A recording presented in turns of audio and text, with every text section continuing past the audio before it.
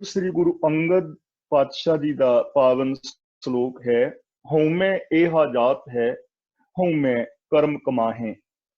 इथे जात का मतलब है सुभाव। हौमे की जात ही ये है, हौमे का सुभाव ये है। जिस मनुख के अंदर ये हौमे पैदा हो जाती है ना, हौमे कर्म कमाहे, वो लोग हौमे वाले कर्म ही कमाई जाते हैं जिन्हां दे अंदर ये पैदा हो जाए।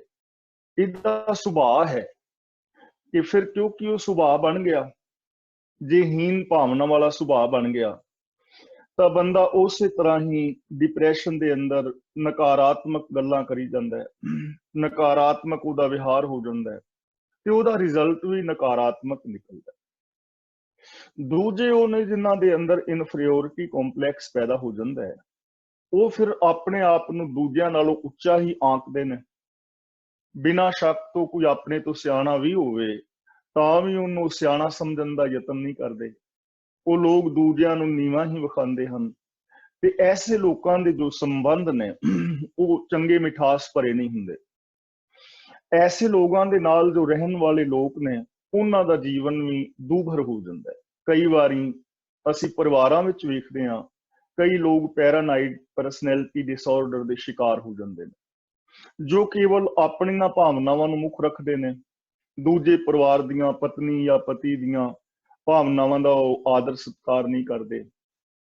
निक्की निक्की गल ते लड़न मरन वास्ते तैयार हो जाते हैं, किसी दे नाल बहुत जल्दी दोस्ती कर ली और एक पल दे अंदर ही उहदे नालों दोस्ती तोड़ बैठते हैं और बिना मतलब तो शॉपिंग कर बैठणगे, गड्डी आदि तेज चलाणगे।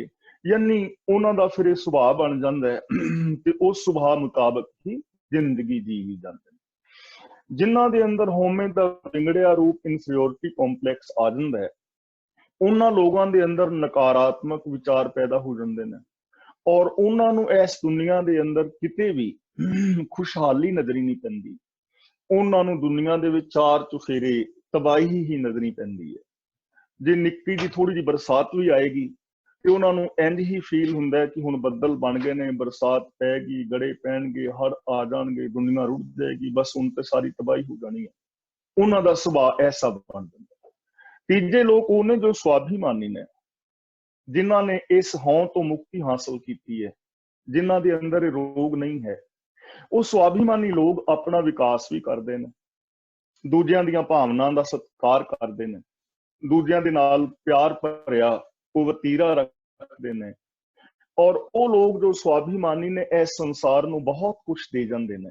चाहे वो साइंस की दुनिया में साइंटिस्ट ने, डॉक्टर ने, वैज्ञानिक ने, मनोवैज्ञानिक ने, ਜਾਂ धर्म की दुनिया के अंदर अवतारी पुरुष ने, ਜਾਂ धर्म की दुनिया में जिंदगी जीन वाले ने, वो बहुत कुछ इस दुनिया नूं दे जाते हैं और अपने जीवन में भी बहुत कुछ कर जाते हैं।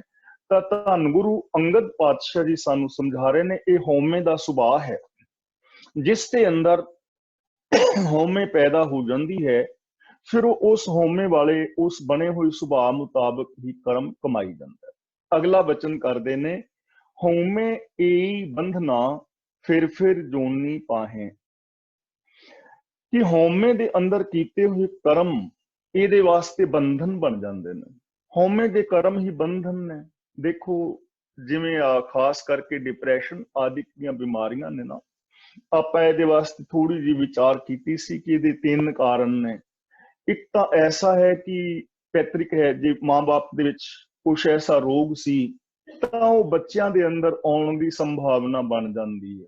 जरूरी नहीं कि आएगा, लेकिन आने की संभावना हो जाती है। दूजा है इसका जैविक कारण, जिस तरह साडे दिमाग के अंदर कुछ कैमिकल्स ने वो इनबैलेंस हो जान तां बंदा डिप्रैशन का जां न्यूरोस्थीनिया का जां परसनैलिटी डिसऑर्डर का, हिस्टीरिया का जां फोबिया आदि का शिकार हो जाता है और उस बंदे के अंदर डिप्रैशन आदि आ जाता है, कैमिकल इंबैलेंस हो जाना। तीजा इसका कारण है समाज, रिश्तियां, धर्म या राजनीति के अंदर हुई उथल पुथल, जीवन शैली के अंदर बदलाव, ते बंदा उन्होंने बैलेंस नहीं कर पाता, वो बंदा शिकार हो जाता है। कईयां दे अंदर हीन भावना हुंदी है, वो हीन भावना चो बाहर नहीं आते, इस करके वो इहदा शिकार हो जाते हैं। तो हुण बंधन हो गया ना, ये अपना पैदा किया हुआ बंधन है। और आप ये दिमागी बीमारियां बहुत सारे लोग सहेड़ लेंदे ने, और जिन्हां दे अंदर फिर ऐसे जिहड़े लोग ने उन्हां दा संबंध भी ठीक नहीं रहिंदा। घर दे विच किसी कमरे विच पै रहणगे, वो किसी दे नाल बोलना पसंद नहीं करनगे, किसी दे नाल विहार करना पसंद नहीं करनगे। कई बार डिप्रैशन आदि के अंदर बंदे नूं भुख ज्यादा लगती है, वो वेट वधा दिंदा है। कईयां नूं भुख बिल्कुल नहीं लगती, वो वेट घटा दिंदे ने। तां ये सारे की ने बंधन बन गए ना। दूजा है सुपरियोरिटी कॉम्पलैक्स। हुण सुपरियोरिटी कॉम्पलैक्स के अंदर भी बंदा होमे विच कर्म करदा है, दूर नीवां विखांदा है। इस तरह उहदे संबंध टुटी जांदे ने, उहदे लोक विरोधी होई जांदे ने, और आखिर उहदे समाज नालों परिवार नालों कई बार संबंध टुट जांदे ने। तां इह साडे अपने बंधन ने।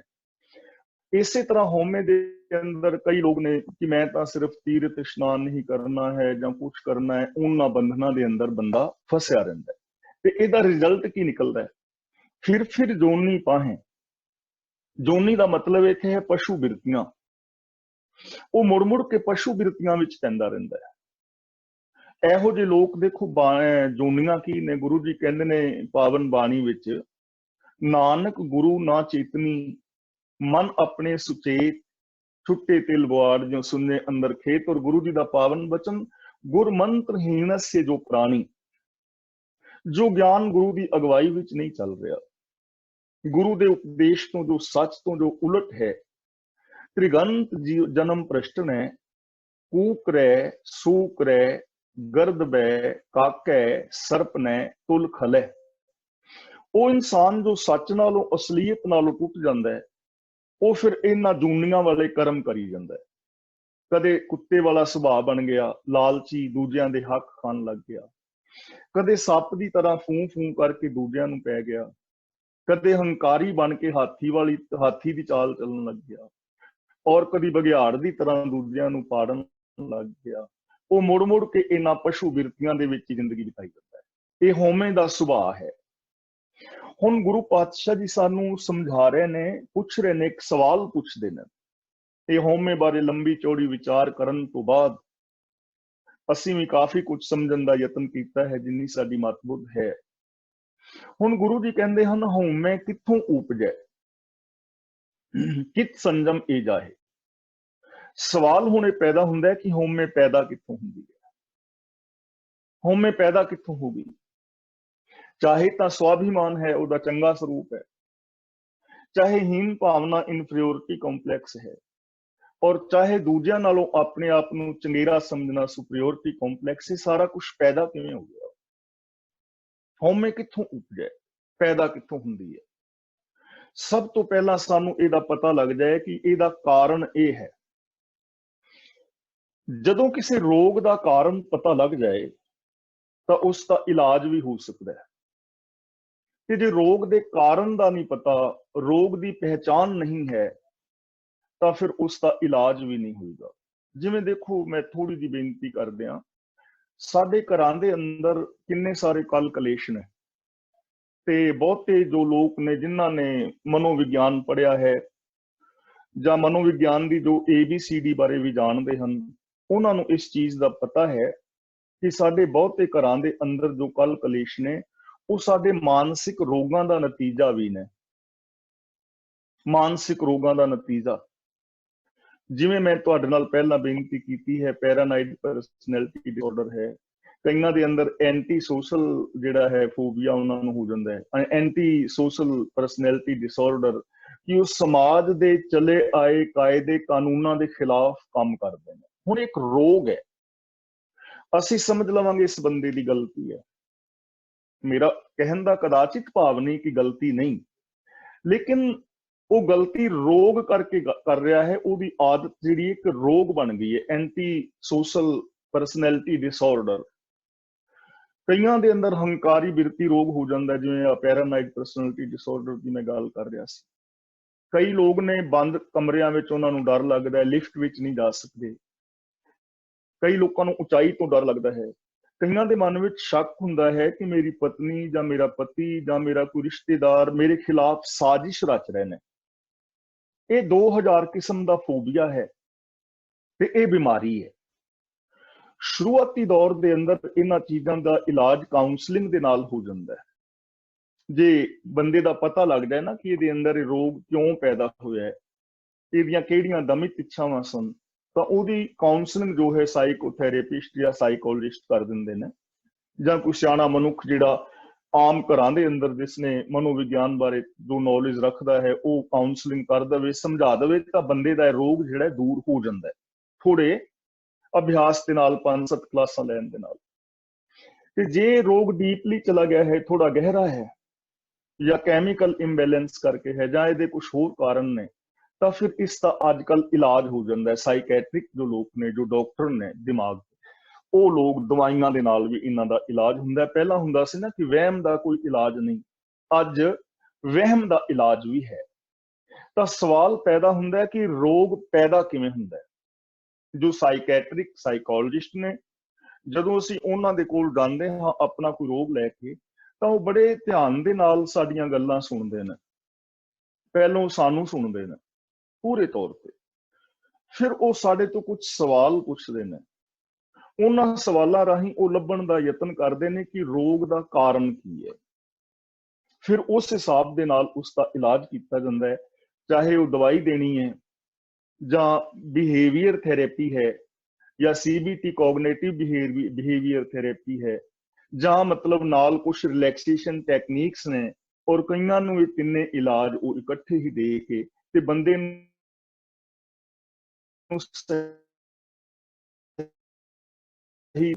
ਬਹੁਤ ਸਾਰੇ ਲੋਕ ਦਿਮਾਗ ਵਾਲੇ ਡਾਕਟਰਾਂ ਦੇ ਕੋਲ ਜਾਣ ਤੋਂ ਕਤਰਾਉਂਦੇ ਨੇ, ਕਿਉਂਕਿ ਸਾਡੇ ਲੋਕਾਂ ਨੇ ਇੱਕ ਸਮਝ ਲਿਆ ਕਿ ਡਾਕਟਰ ਜਿਹੜੇ ਦਿਮਾਗ ਦੇ ਨੇ ਉਹਨਾਂ ਕੋਲ ਸਿਰਫ ਉਹ ਹੀ ਜਾਂਦੇ ਨੇ ਜਿਹੜੇ ਪਾਗਲ ਹੋਣ। ਐਸਾ ਨਹੀਂ ਹੈ, ਮਾਨਸਿਕ ਰੋਗ ਨੇ ਇਹ, ਹੋਮਿਓਪੈਥਿਕ ਮਾਨਸਿਕ ਰੋਗ ਪੈਦਾ ਕਰ।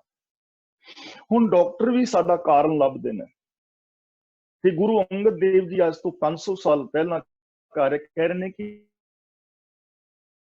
ਇਹਦਾ ਕਾਰਨ ਕੀ ਹੈ, ਪੈਦਾ ਕਿੱਥੋਂ ਹੁੰਦੀ ਹੈ, ਹੋਮੇ ਕਿੱਥੋਂ ਉਪਜੇ। ਗੁਰੂ ਨਾਨਕ ਪਾਤਸ਼ਾਹ ਨੇ ਕਿਹਾ ਹੈ, ਗੁਰੂ ਪਾਤਸ਼ਾਹ ਜੀ ਦੀ ਪਾਵਨ ਬਾਣੀ ਦੇ ਅੰਦਰ, ਕਿ ਵੈਦਾ ਵੈਦ ਸੁਵੈਦ ਤੂੰ ਪਹਿਲਾਂ ਰੋਗ ਪਛਾਣ। ਕਿ ਇਹ ਇਲਾਜ ਕਰਨ ਵਾਲੇ ਡਾਕਟਰ ਵੈਦ ਹਕੀਮ, ਤੂੰ ਤਾਂ ਸਿਆਣਾ ਵੈਦ ਹੈ, ਪਹਿਲਾਂ ਰੋਗ ਦੀ ਪਛਾਣ ਕਰ ਕਿ ਰੋਗ ਕੀ ਹੈ। ਜੇ ਰੋਗ ਦੀ ਪਛਾਣ ਨਾ ਹੋਵੇ, ਦਵਾਈ ਦਵੋਗੇ ਤੇ ਗੜਬੜ ਹੋ ਜਾਏਗੀ। ਦੂਜੀ ਗੱਲ ਹੈ, ਐਸਾ दारू ਲੋੜ ਲਹੋ ਜਿਤ ਵੰਜੈ ਰੋਗਾਂ ਕਾਣ। ਫਿਰ ਉਸ ਰੋਗ ਦੀ ਸਹੀ ਦਵਾਈ ਲੱਭ, ਰੋਗ ਦੀ ਪਛਾਣ ਹੋ ਜਾਏ ਤੇ ਰੋਗ ਦੀ ਸਹੀ ਦਵਾਈ ਮਿਲ ਜਾਏ, ਫਿਰ ਬੰਦੇ ਦਾ ਰੋਗ ਦੂਰ ਹੋ। ਤਾਂ ਗੁਰੂ ਅੰਗਦ ਪਾਤਸ਼ਾਹ ਜੀ ਕਹਿ ਰਹੇ ਨੇ, ਹੋਮੇ ਕਿੱਥੋਂ ਉਪਜੈ। ਇਹ ਸੁਪਰੀਓਰਿਟੀ ਕੰਪਲੈਕਸ ਜਾਂ ਇਨਫੀਰੀਓਰਿਟੀ ਕੰਪਲੈਕਸ ਪੈਦਾ ਕਿੱਥੋਂ ਹੁੰਦੇ ਨੇ। ਕਿਤ ਸੰਜਮ ਇਹ ਜਾਏ, ਸੰਜਮ ਦਾ ਮਤਲਬ ਤਰੀਕਾ। ਫਿਰ ਇਹ ਕਿਸ ਢੰਗ ਦੇ ਨਾਲ ਜਾ ਸਕਦੀ ਹੈ, ਇਹ ਚੀਜ਼ ਵਿਚਾਰਨ ਵਾਲੀ ਹੈ। ਹੋਮੇ ਦੀ ਦੇਖੋ ਕਿੰਨੀ ਲੰਬੀ ਚੌੜੀ ਵਿਆਖਿਆ ਕਰਕੇ ਹੁਣ ਕਾਰਨ ਪੁੱਛ ਰਹੇ ਨੇ ਕਿ ਕਾਰਨ ਕੀ ਹੈ, ਔਰ ਇਸ ਹੋਮੇ ਨੂੰ ਦੂਰ ਕਿਵੇਂ ਕੀਤਾ ਜਾ ਸਕਦਾ ਹੈ। ਜੇ ਕਾਰਨ ਦਾ ਪਤਾ ਲੱਗ ਜਾਏ ਔਰ ਉਹਦਾ ਇਲਾਜ ਸਾਡੀ ਸਮਝ ਵਿੱਚ ਆ ਜਾਏ, ਤਾਂ ਇਹਨਾਂ ਦੋਵਾਂ ਰੋਗਾਂ ਤੋਂ ਬੰਦਾ ਮੁਕਤ ਹੋ ਕੇ ਆਪਣੇ ਜੀਵਨ ਨੂੰ ਚੰਗਾ ਸੁਚੱਜਾ ਬਣਾ ਸਕਦਾ ਹੈ, ਆਪਣੇ ਪਰਿਵਾਰ ਦੇ ਅੰਦਰ ਖੁਸ਼ੀਆਂ ਪੈਦਾ ਕਰ ਸਕਦਾ ਹੈ, ਔਰ ਇਸ ਪੂਰੇ ਦੇ ਪੂਰੇ ਸਮਾਜ ਨੂੰ ਸੁਖੀ ਔਰ ਸ਼ਾਂਤ ਕੀਤਾ ਜਾ ਸਕਦਾ ਹੈ। ਤਾਂ ਹੁਣ ਅੱਗੇ ਇਹਦਾ ਕਾਰਨ ਦੱਸ ਰਹੇ ਨੇ, ਪੈਦਾ ਕਿੱਥੋਂ ਹੁੰਦੀ ਹੈ। ਹਉਮੈ ਇਹੋ ਹੁਕਮ ਹੈ ਕਿ ਹਉਮੈ ਜੋ ਰੱਬੀ ਹੁਕਮ ਦੇ ਅੰਦਰ ਪੈਦਾ ਹੋ ਰਹੀ ਹੈ, ਹੁਕਮ ਵਿੱਚ, ਰੱਬੀ ਭਾਣੇ ਵਿੱਚ। ਤੇ ਦੇਖੋ ਇਹ ਚੀਜ਼ਾਂ ਸਮਝਣ ਵਾਲੀਆਂ ਨੇ। ਜੇ ਇਸ ਕਲਾਸ ਦੇ ਵਿੱਚ ਆਪ ਥੋੜਾ ਜਿਹਾ ਧਿਆਨ ਦੇ ਨਾਲ ਕਲਾਸ ਅਟੈਂਡ ਕਰੋਗੇ ਨਾ, ਕੁਝ ਲਫ਼ਜ਼ਾਂ ਨੂੰ ਆਪਣੇ ਦਿਮਾਗ ਵਿੱਚ ਬਿਠਾ ਲਓਗੇ, ਤਾਂ ਇੱਥੋਂ ਬਹੁਤ ਕੁਝ ਸਾਨੂੰ ਇੱਕ ਦੂਜੇ ਤੋਂ ਲੱਭਣ ਦਾ ਮੌਕਾ ਮਿਲੇਗਾ, ਬਹੁਤ ਕੁਝ ਮਿਲੇਗਾ। ਹੁਣ ਮੈਂ ਪਹਿਲੇ ਦਿਨ ਬੇਨਤੀ ਕੀਤੀ ਸੀ ਕਿ ਹੁਕਮ, ਰਜਾ, ਭਾਣਾ ਜਾਂ ਲੇਖ, ਇਹ ਕਿਹਨੂੰ ਕਹਿੰਦੇ ਨੇ, ਕਿਹਨੂੰ ਕਹਿੰਦੇ ਨੇ। ਇਹਦਾ ਮਤਲਬ system, law of nature, law of nature, ਕੁਦਰਤ ਦਾ ਇੱਕ 52ਵਾਂ ਨਿਯਮ। उस नेम दे अंदर, कुदरती नेमां अंदर, प्रभु दे भाणे विच, रजा विच या सिस्टम राही ये पैदा हो रही है। किवें पैदा हो जाती है? क्योंकि असी जदों बच्चे सां तां असी, साडे अंदर ना हौमे सी, ना निम्रता सी, कुछ भी नहीं, दिमाग खाली। फिर साडी प्रीत देखो कित्थों शुरू हो रही है। पहले प्यार लगा थन दुध, दूजे माए बाप की सुध, तीजे भैया भाभी बेब, मां नाल प्यार, प्यो नाल प्यार, मां बाप की पहचान, भरा भरजाइयां की पहचान, भैणां की पछाण। चौथे प्यार उपन्नी खेड, अगे फिर बच्चों के अंदर खेलना है। पंजवें खाण पीण की धात, फिर खाण पीण के पदार्थ। छेवें काम न पुछे जात, काम वासनावां दे विच खचत। सतवें संज किया करवास, अठवें क्रोध हुआ तन नास। एवें इस मनुख के जीवन की घाड़त घड़ी जा रही है। हुण ये जो कुछ भी मैं जां तुसीं सिੱਖਿਆ है, कुछ ते साडे अंदर डीएनए विच पैतृक तौर पे साडे विच गुण आ रहे ने, कुछ असीं इस समाज विचों सिੱਖਿਆ है, मां बाप तो, भैन भरावां तो, स्कूल विचों, रेडियो तो, टीवी तो, इथों असीं सिੱਖ रहे हाँ। जैसा कोई सिੱਖਦਾ है, जैसी किसी का डीएनए और जैसा किसी का एक्सपीरियंस हुंदा है, फिर उधर ही सारी जिंदगी उहदी शक्ति काम करदी है ते उन्हां कर्मां दा फल उहनूं मिल ही जांदा है। इसलिए जरूरत है कि जो दोष साडे विच आ गए ने, वो अगे असीं अपने बच्चों विच जां नौजवान पीढ़ी दे अंदर जाण तो रोकीए। बच्चे दी शुरू तो लैके पालना ठीक होवे तां इस सिस्टम दे अंदर पैदा हो रही है। जिवें दे बंदा विचार बनांदा है, सोचदा है, कल्पना करदा है, ਉਹਦੇ अंदर वो संस्कार बनी जाते हैं, एक न्यूरोपाथ बन जाता है। वो संस्कार ਉਹਦਾ ਸੁਭਾਅ बन जाते हैं, ਉਹਦੀ आदत बन जाते हैं, ਤੇ फिर ਉਹਨਾਂ ਆਦਤਾਂ ਮੁਤਾਬਕ ਬੰਦਾ ਜ਼ਿੰਦਗੀ ਜੀਵੀ ਜਾਂਦਾ ਹੈ। ਤਾਂ ਇਹ ਸਭ ਇਸ ਸਿਸਟਮ ਦੇ ਅੰਦਰ ਪੈਦਾ ਹੋ ਰਿਹਾ ਹੈ। ਤਾਂ ਸਾਨੂੰ ਇਹ ਸਿਸਟਮ ਸਮਝਣਾ ਪਵੇਗਾ। ਕੱਲ ਕਿਹਾ ਸੀ ਨਾ ਹਉਮੈ ਬੁੱਝ ਹੈ, ਪਹਿਲਾਂ ਤਾਂ ਸਾਨੂੰ ਆਪਣੀ ਹਉਮੈ ਬੁੱਝਣੀ ਪਵੇਗੀ ਕਿ ਪੈਦਾ ਕਿੱਥੋਂ ਹੋਈ, ਕਿ ਮੇਰੇ ਅੰਦਰ ਕਿਹੜੀ ਹਉਮੈ ਦਾ ਰੂਪ ਹੈ। ਇਨਫੀਰੀਓਰਿਟੀ ਕੰਪਲੈਕਸ है ਜਾਂ ਸੁਪਰੀਓਰਿਟੀ ਕੰਪਲੈਕਸ है, ਪਹਿਲਾਂ ਤਾਂ ਅਸੀਂ ਇਹ ਪਛਾਣਨਾ ਹੈ। ਜਦੋਂ ਇਸ ਚੀਜ਼ ਦੀ ਪਹਿਚਾਨ ਆ ਜਾਏ, ਸਮਝ ਆ ਜਾਏ, ਬੰਦਾ ਮੰਨ ਲਵੇ ਕਿ ਮੇਰੇ ਅੰਦਰ ਇਹ ਚੀਜ਼ ਹੈ, ਤੇ ਫਿਰ ਉਹਦਾ ਕਾਰਨ ਖੋਜੇ ਕਿ ਇਹ ਪੈਦਾ ਕਿਵੇਂ ਹੋ ਗਈ। ਮੇਰਾ ਸੰਗਤ ਕਿੰਨਾ ਦੇ ਨਾਲ ਹੈ, ਮੈਂ ਲਿਟਰੇਚਰ कैसा पढ़ रहा हाँ, मेरी बैठन उठन किस जगह किस टाइप की है, उन्हां चीज़ां नूं समझे कि यह चीज इथों आ रही है। जदों उहदा कारण दा पता लग जाए, फिर अगला है कि कित संजमे जाए। इत्थे कह रहे ने होमे एहो हुक्म है, पै किरत फिराहें। पै किरत दा मतलब बने हुए सुभाव मुताबक, फिराहें दा मतलब लोग विचरदे ने, जिंदगी जींदे ने। जिवें दा किसी दा सुभाव बन गया उवें वो जिंदगी जीवी जा रहे हैं। देखो असीं क्लास विच हां तां असीं किन्ने वीर भैणां इकट्ठे बैठे हाँ, पर इत्थे सारियां दा साडा सुभाव वखरा वखरा है, थोड़ा थोड़ा सुभाव सारियां दा वखरा है। एक ही मां बाप दे 3 बच्चे ने तां उन्हां तिन्नां दा ही सुभाव जिहड़ा है वो वखरा वखरा है। समाज विच किन्ने सारे लोग ने, तां जिहो जिहा किसी दा सुभाव बन गया ना, उवें दी फिर वो जिंदगी जीवी जांदा है। ਇਹਦਾ मतलब ਇਹ ਤਾਂ नहीं है कि ਸੁਭਾਅ नहीं बदलिया जा सकता, बदलिया जा सकता है। आदतां सिੱਖੀਆਂ ਜਾਂਦੀਆਂ ਨੇ, ਉਹਨਾਂ ਨੂੰ ਕਨਵਰਟ ਕੀਤਾ ਜਾ ਸਕਦਾ ਹੈ, ਪਰ ਉਹਦੇ ਵਾਸਤੇ ਯਤਨ ਦੀ ਲੋੜ ਹੈ। ਉਹਦਾ ਕਾਰਨ ਪਹਿਲਾਂ ਲੱਗ ਜਾਏ ਪਤਾ ਕਿ ਇਹ ਕਾਰਨ ਇਹਦਾ ਇਹ ਹੈ, ਤੇ ਫਿਰ ਉਹਦਾ ਇਲਾਜ ਪਤਾ ਲੱਗ ਜਾਏ ਕਿ ਇਸ ਮੈਥਡ ਦੇ ਨਾਲ ਇਹ ਚੀਜ਼ ਦੂਰ ਹੋ ਸਕਦੀ। ਹੁਣ ਅਗਲਾ ਬਚਨ ਕਰਦੇ ਨੇ, ਹਉਮੈ ਦੀਰਘ ਰੋਗ ਹੈ।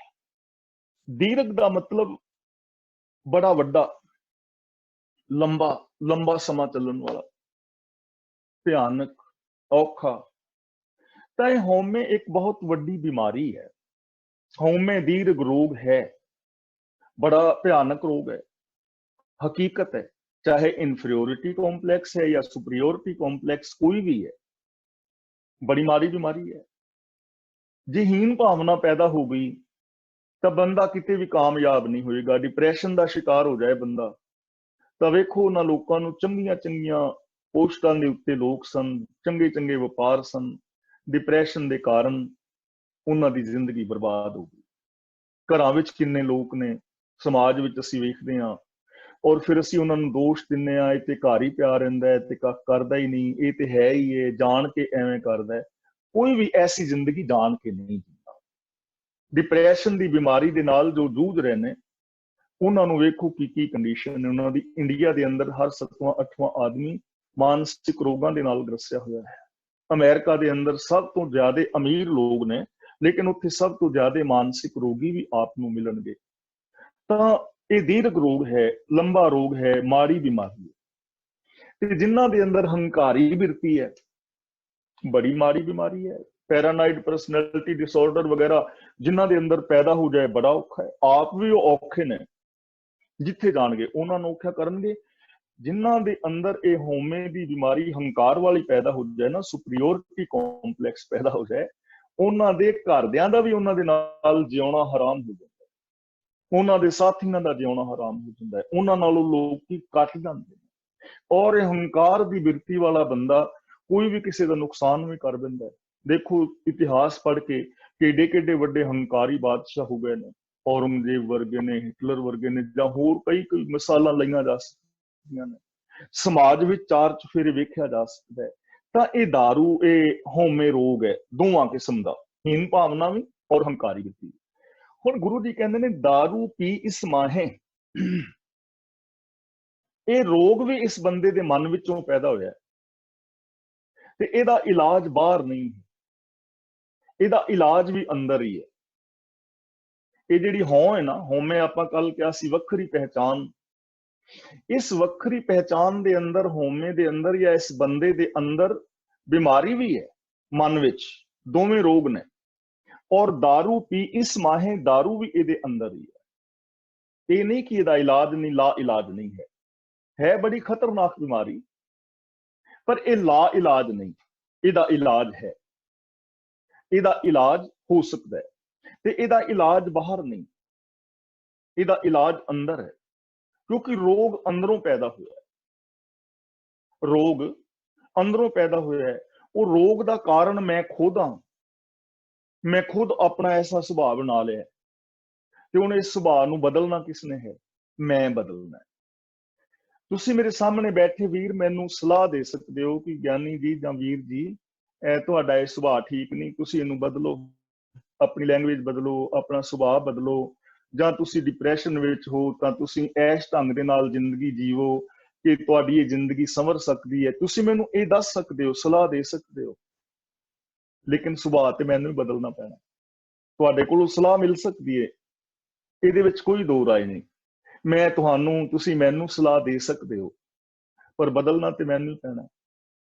ਜੇ ਕੋਈ ਵੀਰ ਸ਼ਰਾਬ ਆਦਿ ਦਾ ਸੇਵਨ ਕਰਦਾ ਹੈ, ਨਸ਼ਿਆਂ ਦਾ ਸੇਵਨ ਕਰਦਾ ਹੈ, ਤੇ ਅਸੀਂ ਉਹਨੂੰ ਇਹ ਹੀ ਕਹਿ ਸਕਦੇ ਹਾਂ ਨਾ ਕਿ ਵੀਰ ਨਸ਼ੇ ਨਾ ਵਰਤਿਆ ਕਰ, ਤੇਰੀ ਸਿਹਤ ਵਾਸਤੇ ਹਾਨੀਕਾਰਕ ਨੇ, ਤੇਰਾ ਪੈਸਾ ਖਰਾਬ ਹੋ ਰਿਹਾ ਹੈ, ਤੇਰੇ ਸੰਬੰਧ ਟੁੱਟ ਰਹੇ ਨੇ, ਤੇਰਾ ਸਰੀਰਕ ਨੁਕਸਾਨ ਹੋ ਰਿਹਾ ਹੈ, ਫਾਈਨੈਂਸ਼ੀਅਲੀ ਨੁਕਸਾਨ ਹੋ ਰਿਹਾ ਹੈ।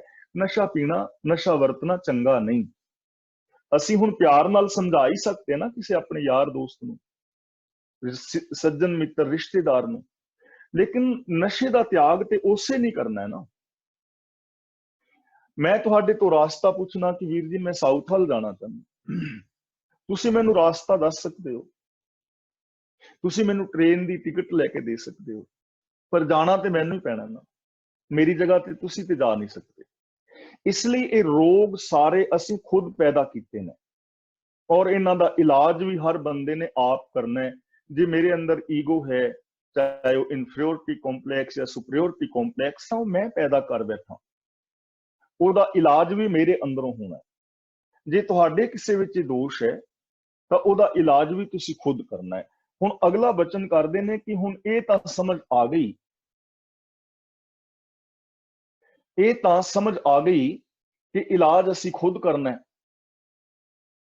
ਪਰ ਸਵਾਲ ਪੈਦਾ ਹੁੰਦਾ ਕਿ ਇਲਾਜ ਕਰੀਏ ਕਿਵੇਂ, ਇਲਾਜ ਕਰੀਏ ਕਿਵੇਂ? ਇਹ ਤਾਂ ਸਮਝ ਆ ਗਈ ਕਿ ਰੋਗ ਸਾਡੇ ਅੰਦਰੋਂ ਪੈਦਾ ਹੋਇਆ ਹੈ, ਅਸੀਂ ਖੁਦ ਇਹੋ ਜਿਹੇ ਬਣ ਗਏ ਹਾਂ, ਉਹਦਾ ਨੁਕਸਾਨ ਸਾਨੂੰ ਉਠਾਉਣਾ ਪੈ ਰਿਹਾ ਹੈ, रोग का इलाज भी असी खुद करना है, असी अंदरों ही आप बदलना है। पर हुण सवाल पैदा हुंदा है कि बदलीए किवें।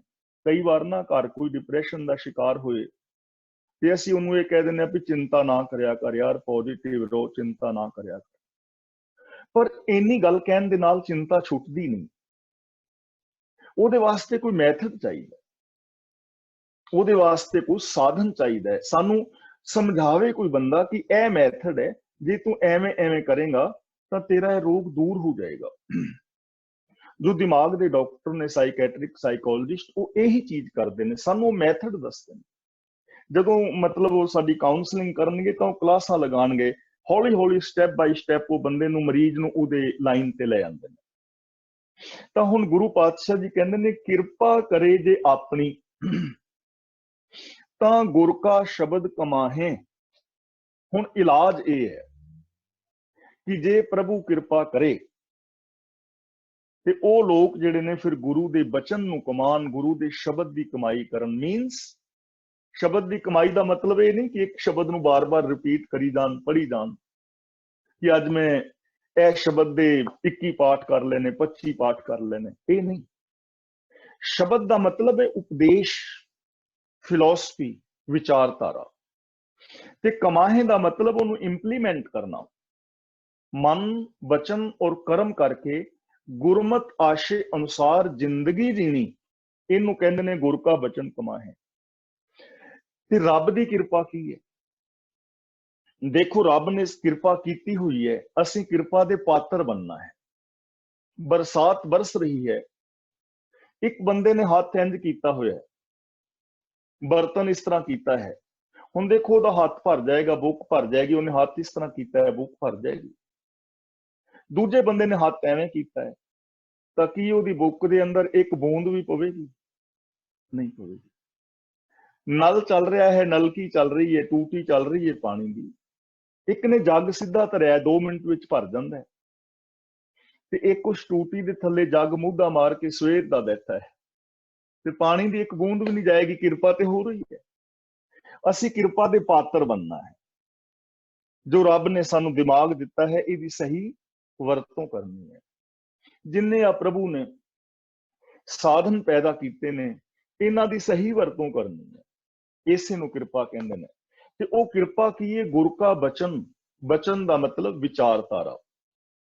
ते इत्थे गुरु की फिलोसफी नू असां समझना है। राजनीतिक, धार्मिक, आर्थिक, समाजिक, शरीरक, मानसिक, बौद्धिक, परिवारक और व्यवहारक तौर पर मुकम्मल जो जीवन है गुरु के जुगत की, उहदे मुताबिक जिंदगी जीनी है। तो फिर ये दोवें ही रोग, होमे दे सुपीरियोरिटी कॉम्पलैक्स और इनफीरियोरिटी कॉम्पलैक्स नहीं होंगे। ये तो बंदा बच सकता है, बंदा स्वाभिमानी हो जाएगा। देखो गुरु जी ने एक बचन किया है, हुण असीं कहने साडे तो जी ये काम नहीं होना, असीं कहने ना, पर गुरुदेव पातशाह जी कहते हैं भी ये तुहाडी बेसमझी है कि मेरे तो ये काम नहीं होना, मैं ऐसा नहीं कर सकता। बेसमझी है, अज्ञानता है। दुनिया की सब तो वड्डी सियाणप किहड़ी है? असीं किहनूं कह सकते हैं कि दुनिया का सब तो सियाणा मनुख? तो गुरु जी कहते हैं ना ही देख ना भाजीए परम सियाणप यह। ना ही देख दा मतलब कि यह काम औखा है, पर यह नहीं हो सकता, इनू इंपॉसिबल कह के दौड़ो ना। ये हो सकता है, ये दुनिया की सब तो वड्डी सियाणप है। दुनिया में कुछ भी इंपॉसिबल नहीं है। इंपॉसिबल शब्द नू जदों पढ़ोगे ना, ते उन्होंने ध्यान दे नाल पढ़ोगे तो वह भी कह रहा है आई एम पॉसिबल। लिखो आई एम पॉसिबल। तो इंपॉसिबल शब्द खुद कह रहा है आई एम पॉसिबल, पर इंपॉसिबल असी समझ बैठे हाँ। इसलिए असी सब कुछ कर सकते हैं। तुसी, मैं, हर इंसान चंगी जिंदगी जी सकता है, खुशियां भरी जिंदगी जी सकता है। तो लोड़ है सानू गुरु का बचन कमान दी। इस होमे तो किवें बचिया जाए, ਉਹਦੇ वास्ते एक ही साधन है कि असी प्रॉमिस करिए कि असी गुरबाणी मुताबिक जिंदगी जीवांगे। हुण देखो पैरानाइड परसनैलिटी डिसऑर्डर तो बचन का साधन की है? गुरु जी कहते ने एक फिक्का ना गालाए सबना में सच्चा धनी हियाओ ना कह ही ठाहे मानक सब अमुल बोलिए सच धर्म झूठ ना बोलिए। यानी मिठे प्यारे बोल बोलने मिठ बोलड़ा जी हर सज्जन स्वामी मोरा हो संभल थकी जी कदे ना बोले थोड़ा। मिठे बोल निम्रता वाले बोल ਕੰਨਾਂ ਦੇ ਨਾਲ ਸੱਚ ਸੁਣਨਾ ਅੱਖਾਂ ਦੇ ਨਾਲ ਸਭ ਦੇ ਅੰਦਰ ਪ੍ਰਭੂ ਦੀ ਜੋਤ ਨੂੰ ਤੱਕਣਾ ਹੱਥਾਂ ਦੇ ਨਾਲ ਦਸਾਂ ਨਵਾਂ ਦੀ ਕਿਰਤ ਕਮਾਈ ਕਰਨੀ ਪੈਰਾਂ ਦੇ ਨਾਲ ਸਿੱਧੇ ਰਾਹ ਤੇ ਤੁਰਨਾ ਔਰ ਮਨ ਦੇ ਅੰਦਰ ਪੋਜ਼ਿਟਿਵ ਸਕਾਰਾਤਮਕ ਵਿਚਾਰਧਾਰਾ ਰੱਖਣੀ ਇਹ ਸਾਧਨ ਹੈ ਇਸ ਹਉਮੈ ਤੋਂ ਬਚਣ ਦਾ।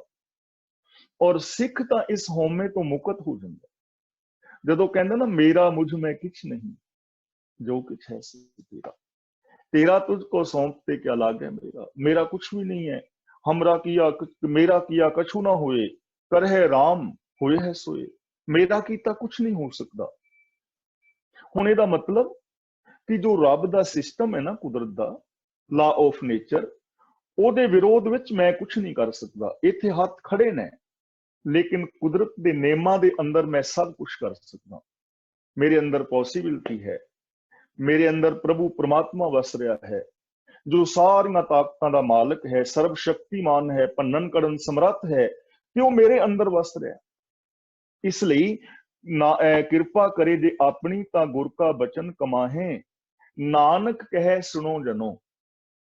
गुरु अंगद पातशाह जी कहते ने हे रब दे प्यारिओ सुनो इत संजम दुख जाहे इत्थे जाहे शब्द गिंदी ला के पढ़ना जाहे दुख दा खखा मुक्ता है ਇਹਦਾ मतलब ਇਹ प्लूरल शब्द है।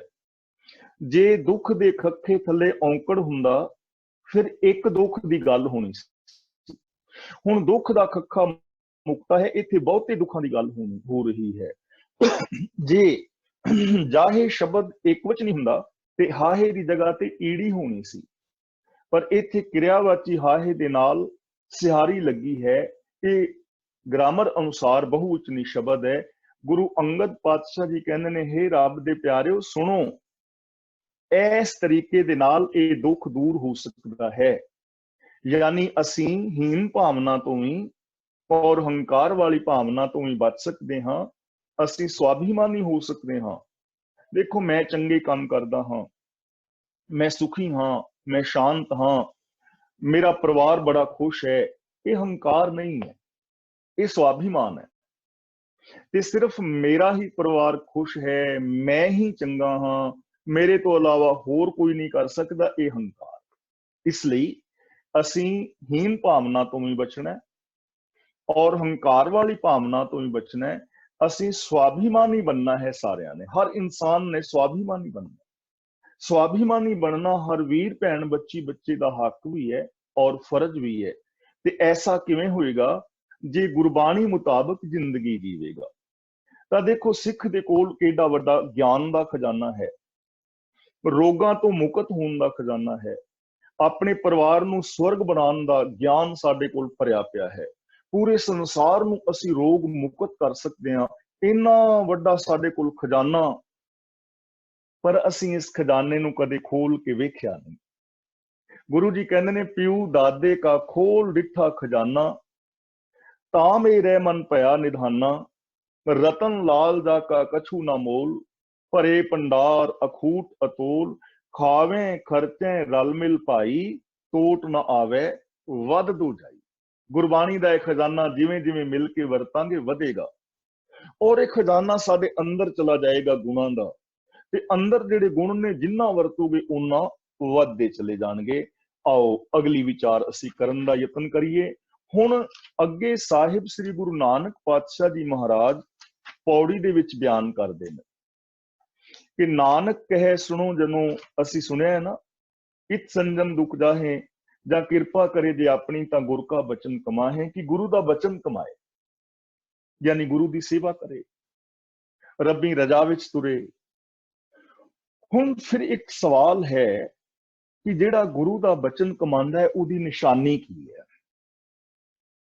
ਅਸੀਂ ਸਾਰੇ ਹੀ ਕਹਿ ਦਿੰਦੇ ਹਾਂ ਅਸੀਂ ਗੁਰੂ ਦਾ ਬਚਨ ਕਮਾ ਰਹੇ ਹਾਂ ਸਾਨੂੰ ਜਪਜੀ ਸਾਹਿਬ ਯਾਦ ਹੈ ਪੰਜ ਬਾਣੀਆਂ ਯਾਦ ਨੇ ਗੁਰਦੁਆਰਾ ਸਾਹਿਬ ਅਸੀਂ ਰੋਜ਼ ਜਾਂਦੇ ਹਾਂ ਅੰਮ੍ਰਿਤ ਅਸੀਂ ਛਕਿਆ ਹੋਇਆ ਹੈ यानी ਅਸੀਂ ਕਹਿ ਦਿੰਦੇ ਹਾਂ लेकिन कई बार बंदा गलतफहमी विच हुंदा है, गलतफहमी विच हुंदा है। ਤਾਂ ਸਾਡੇ ਅੰਦਰ ਕੋਈ ਗਲਤਫਹਿਮੀ ਨਾ ਰਹਿ ਜਾਏ। ਜੇ ਗਲਤਫਹਿਮੀ ਅਸੀਂ ਕਰਾਂਗੇ ਤਾਂ ਫਿਰ ਰੋਗ ਦੂਰ ਨਹੀਂ ਹੋਏਗਾ।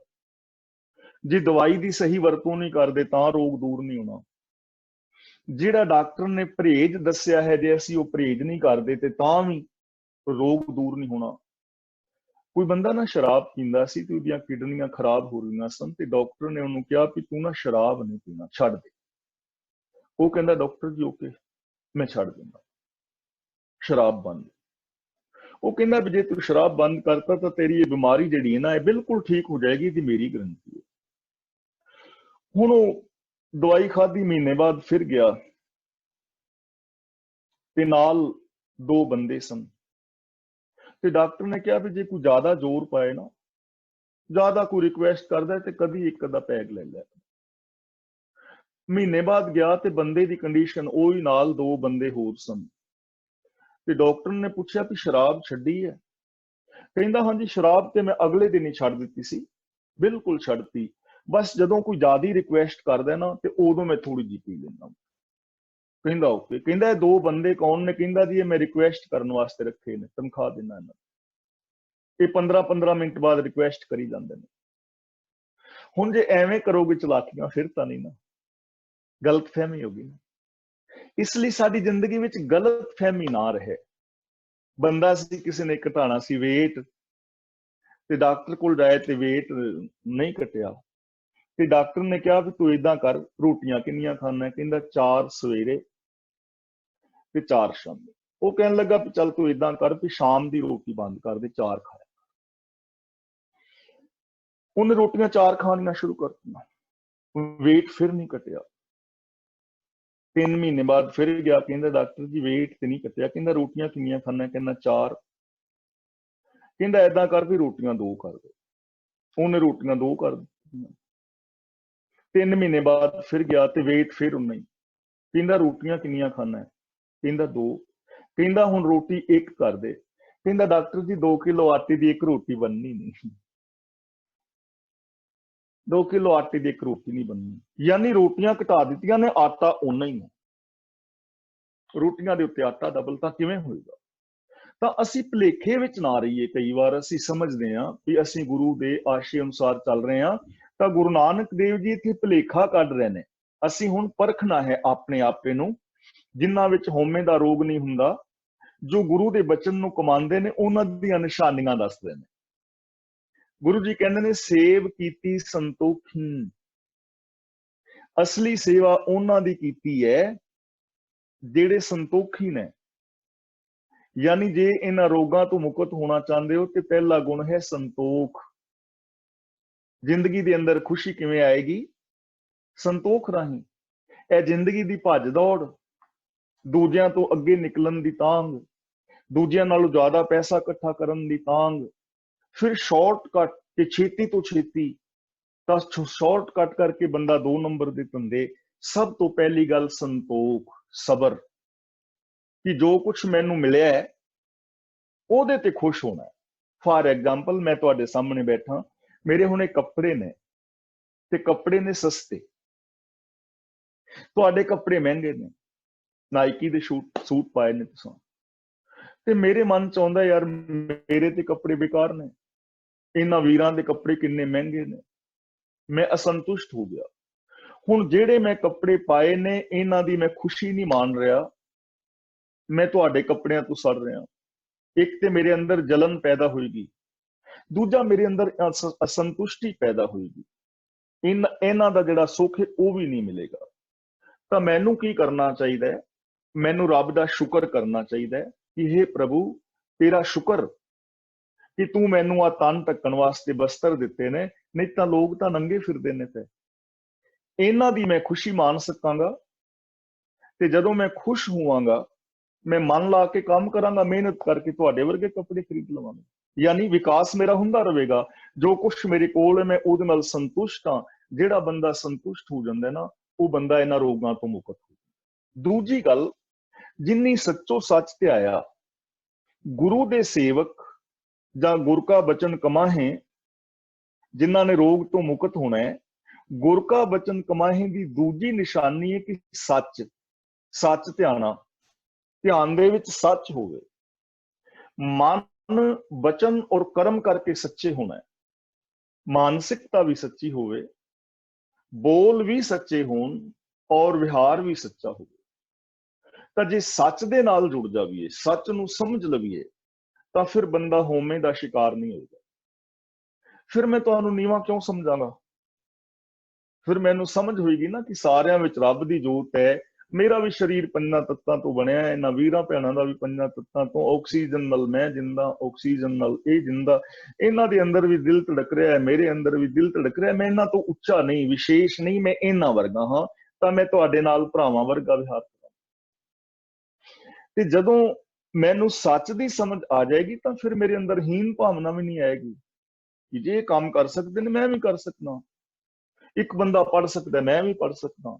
जे एक बंदा दौड़ रहा है, रेस ला रहा है, सैर कर रहा है, मैं भी कर सकना। मेरे अंदर हीन भावना भी नहीं आएगी, ना इनफीरियोरिटी कॉम्प्लैक्स आएगा, ना सुपीरियोरिटी कॉम्प्लैक्स आएगा। सच की पछाण, इसलिए दूजा गुण है सच बोलना, सच सुनना, सच वेखना, सच कमाना, सच का संग्रहण करना। ये गुरु के सेवक की निशानी है। ते गुरु का वचन है, पहला संतोख, दूजा सच। ते देखो इस दुनिया के अंदर कई सारे लोग पछड़ गए। संतोखी बंदा किसी को दे भी सकेगा, हेल्प भी कर पाएगा। अगला वचन है, ओनी मंदे पैर ना रखियो। गुरु का वचन तीजा की है, मंदे पासे पैर नहीं रखना। जे कोई कहे ना भी आ तुर जुआ खेलन चलिए, जुआ खेलन जाना तो दूर की गल, जुए की गल भी नहीं सुननी।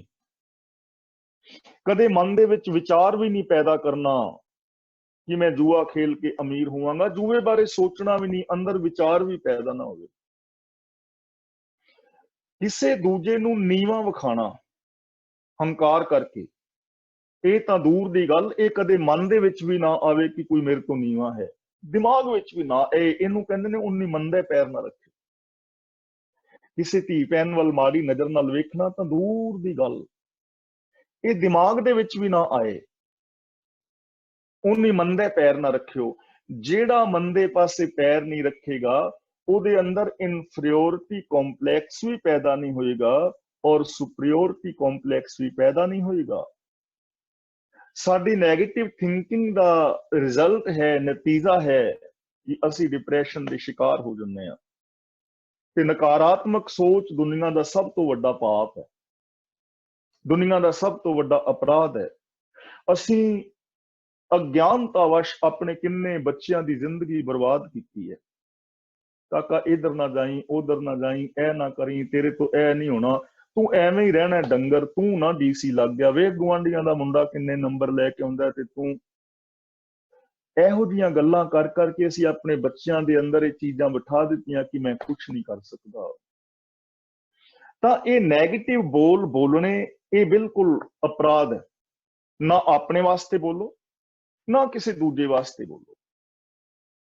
ਤਾਂ मंदे पैर, पहली गल ये नैगेटिविटी नहीं आएगी। ते दूजा मंदा है कि किसी को अपने तो नीवा ना विखाओ, तो ऑटोमैटिकली बंदा इस हौमे के रोग तो मुक्त हो जाएगा। कर सुकृत, सुकृत का मतलब चंगी किरत। देखो किरत चोर की भी है, किरत 2 नंबर के धंधे करने वालियां दी भी है। किरत वो एजेंट भी कर रहे हैं ना, विदेश के विच घल्लण दे नाम दे उत्ते किन्ने लोकां नूं लुट लैंदे ने, किन्ने बच्चियां दी जान चली जांदी किरत ते उन्हां दी, पर वो सुकृत नहीं है। किरत 2 नंबर दीयां दवाइयां वेचण वालियां दी भी डुप्लीकेट, पर वो सुकृत नहीं है। कर सुकृत, 10 नवां दी धर्म दी किरत, यानी साडे हर कर्म दा बेस सच होवे। ते जिस बंदे दी किरत चंगी है, वो बंदा किते डिप्रैशन का जां हंकार का शिकार नहीं होएगा। जरूरी है ये चीज़ां। कर सुकृत, सानू अपनी किरत वाल वेखना पवेगा। फिर अगला शब्द है धर्म कमाया। इत्थे धर्म का मतलब माला फेरनी नहीं है, धर्म का मतलब समाधियां लाना नहीं है। धर्म का मतलब इत्थे है फर्ज।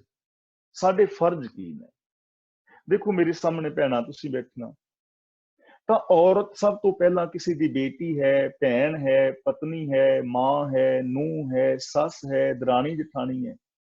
किन्ने रिश्ते ने औरत दे। सच नूं बेस बना के ईमानदारी दे नाल इन्हां रिश्तियां दे फर्ज निभाने, ये औरत दा धर्म है।